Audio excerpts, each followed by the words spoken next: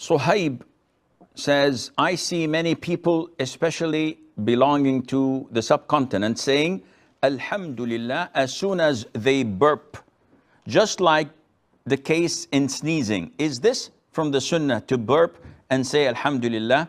These are things that people pick up from one another, and this is unfortunate.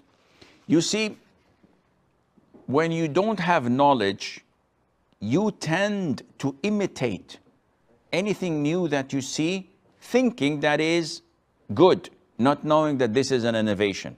And I'll give you an example. In the masjid where I pray Fajr, after concluding Fajr prayer, people sit to make their adhkar. There was a particular individual that after doing his adhkar, all of a sudden he falls prostrating for about a minute or two, prolonging this prostration, and then he stands up and leaves. Few days later, 2 or 3 people started adopting this practice.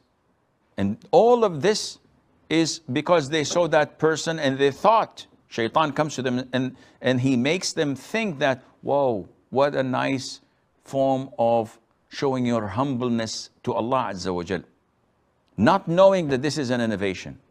So if you don't stop, if you don't refer back to the people of knowledge and ask them, is this practice okay for you or is it an innovation? Then you will be in trouble. Likewise, when people burp, so this burping is the result of a full stomach. And when you have a full stomach, this calls you to praise Allah. So whenever you burp, you say Alhamdulillah. What about if you yawn? So if you yawn, this is the result of being tired. And in the hadith, that yawning is from Shaitan. So what is the appropriate thing to do?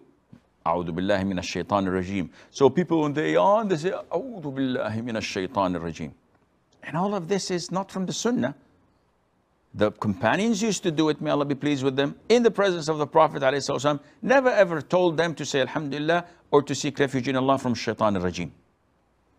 On the contrary, in Fath al-Bari, Imam al-Hafiz ibn Hajar authenticated the hadith where a man once said or burped in the presence of the Prophet ﷺ.